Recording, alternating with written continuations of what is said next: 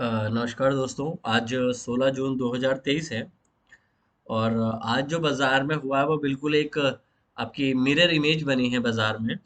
अब mirror image क्या होती है कि जो कल हमने डाउन साइड दिखाई थी उसका बिल्कुल रिवर्स बाजार में किया। जैसे कि डे बिफोर यस्टरडे फेड के मिनट्स आए थे मीटिंग में, उनका जो डिस्कशन था कि हम पॉज कर रहे हैं। और पर कमेंट्री उनकी हॉकिश थी कि हम आगे अगर सिचुएशन आई तो इस चीज़ को बढ़ा सकते हैं। तो बाजार ने उस चीज़ को भी एक प्रॉपर मैनर में डिस्काउंटेड कर लिया है। अब बाजार आगे की चीज़ें सोच रहा है कि अगर ग्लोबल में रैली होती है, ग्लोबल में रैली होती है इन द सेंस ये यूएस एक कैचअप रैली शुरू करता है, तो आपका जो इन हाउस सेक्टर है जो काफी स्ट्रांग चल रहे हैं। इवन अगर ग्लोबल का भी अगर आपको सपोर्ट मिलता है, इकोनॉमी पहले से बेटर परफॉर्म करने लगती है, रिसेशन के जो चांसेस हैं वो कम होने लगते हैं, तो उससे होगा क्या, जैसे अभी चाइना ने भी रेट कट किया तो उससे भी उसके बाद इन्फ्लेशन कम होने की संभावना बढ़ जाती है और वो ग्रोथ के लिए देखने की कोशिश कर रहे हैं। तो अगर ऐसा ही और कंट्रीज भी सोच रहे हैं, करती हैं, रेट्स में पॉज करती हैं, काटती हैं, तो इससे ग्लोबल इकोनॉमी को इम्पैक्ट पड़ेगा। अगर ग्लोबल इकोनॉमिक इम्पैक्ट पड़ेगा तो कहीं ना कहीं वो हमारी मार्केट में भी आपको देखने को मिल रहा है। क्योंकि बाजार जो है अभी रिसेंटली काफी मैं चीजें पढ़ रहा था तो उसमें मैंने ये देखा कि लोगों को अभी भी डर है कि बाजार ऊपर क्यों जा रहा है। बाजार तो हाई पे आ गया है। बाजार में तो बहुत ज्यादा रैली हो चुकी है। अब यहाँ से करेक्शन आनी चाहिए। ये सब चीजें बाजार को हमसे पहले पता है। देखो, बाजार में अभी कोई बड़ी रैली अभी तक बाजार में नहीं आई है। आप खाली इस चीज को ऑब्जर्व करने की कोशिश करें कि बाजार में क्या हो रहा है। जब बाजार में निफ्टी में भी कल डिक्लाइन आया तो 100 पॉइंट का भी डिक्लाइन नहीं आया। आज उससे आपने 120 125 पॉइंट की रैली दे दी, तो इससे ये आपको नजर आता है कि बाजार में वीकनेस नहीं है। अगर आपके ब्रॉडर मार्केट अदर सेक्टर्स चलेंगे तो आप निफ्टी को नीचे नहीं ला पाओगे। अगर आपके देखिए अभी क्या हुआ है, आप दो दो टांगों पे चलते हो, एक आईटी एक फाइनेंस। अभी फाइनेंस जो है वो पॉज है। आईटी काफी ज्यादा नीचे आ चुका है अपने हाई से। तो अगर आईटी भी परफॉर्म करना शुरू कर देगा, अगर आईटी भी परफॉर्म करना शुरू कर देगा तो आपकी निफ्टी यहाँ से बहुत जल्दी 19,500 भी जा सकती है। बट पॉइंट 19,500 का नहीं है, पॉइंट ये है कि हमें एंट्री कैसे करनी होती है।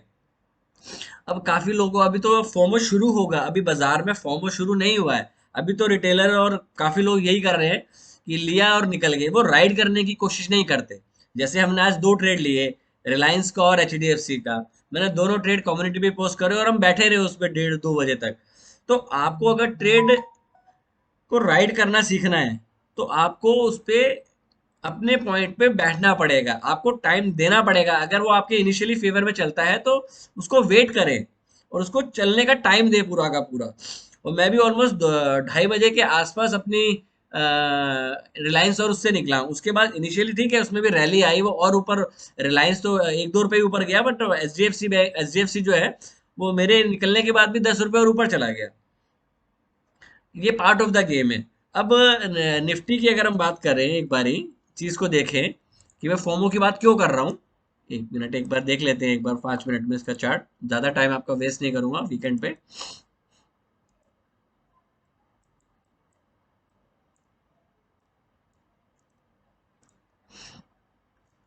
मैंने ये चार्ट कम्युनिटी में पोस्ट किया था कि देखिए बाजार यहाँ गैप अप हुआ, गैप अप के बाद साइडवेज हो गया।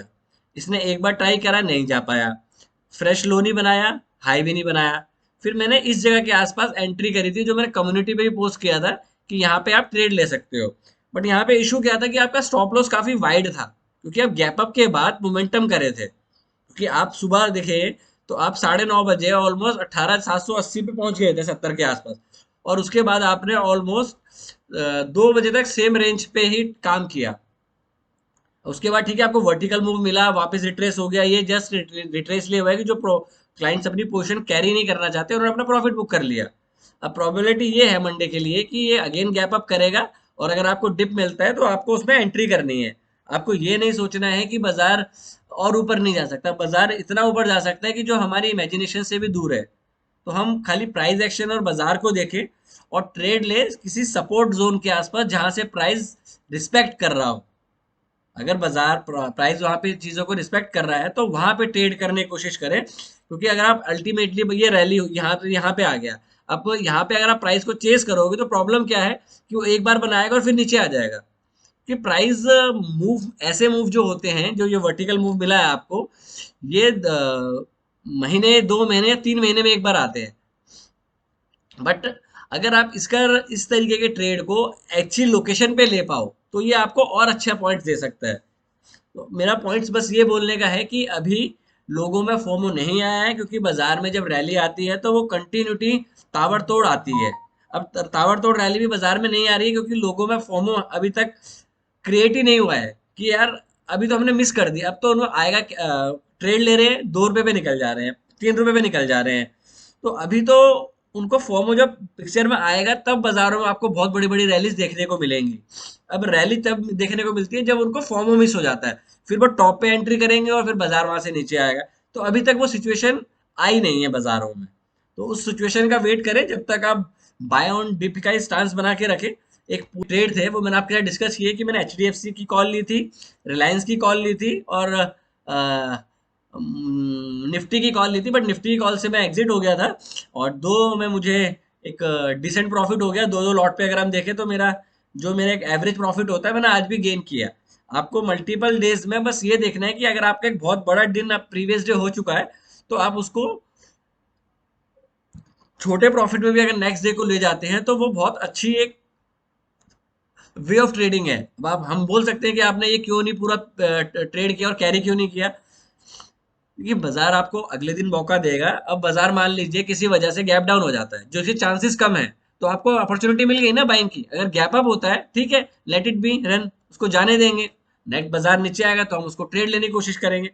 ट्रेड हमेशा अपने लोकेशन पे लेने की कोशिश करें, तभी आप एक प्रॉफिटेबल ट्रेडर बन पाएंगे। क्योंकि अगर विदाउट स्टॉप लॉस आप ट्रेड लोगे, क्योंकि ट्रेड लेने से देखो, ट्रेड में घुसना आसान है, उसके बाद हमारे हाथ में कुछ नहीं होता। ट्रेड को मैनेज करना बड़ा इंपॉर्टेंट है, कब आपको फुल क्वांटिटी लेनी है, कब आपको हाफ लेनी है, आपका रिस्क रिवॉर्ड रेशियो क्या बनता है, वो बड़ा इंपॉर्टेंट होता है बाजार में सरवाइव करने के लिए। तो मैं हमेशा कहता हूँ आपको बाजार में कॉन्फिडेंस तभी आ सकता है जब आप अपनी क्वांटिटी अपनी कैपिटल के हिसाब से कम में करेंगे। मान लीजिए आपके 10 लाख है, तो अगर आप 500 क्वांटिटी निफ्टी में कर रहे हैं, 200 क्वांटिटी बैंक निफ्टी में कर रहे हैं, तो आपको डर नहीं होगा, बिकॉज आप ओवर ट्रेडिंग नहीं कर रहे हैं। ओवर ट्रेडिंग या ओवर क्वांटिटी नहीं कर रहे हैं।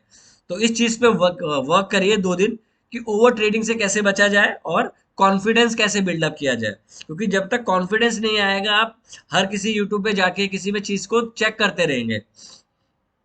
आप किसी को फॉलो कीजिए बट कॉपी मत करो। कॉपी करने में प्रॉब्लम क्या होती है कि आप एज इट इज कॉपी नहीं कर सकते हर चीज। तो अपनी एक अलग से एक अपना एक रूल बनाए जो आपको फॉलो, जो आपको सूट करता है। तो इस वीडियो को यहीं पे एंड करते हैं। अगर कोई अच्छा कोई टॉपिक मेरे को मिलेगा तो मैं उसके लिए वीडियो आपको जल्दी बनाऊंगा। Okay, take care, trade well और आपका वीकेंड अच्छा जाए।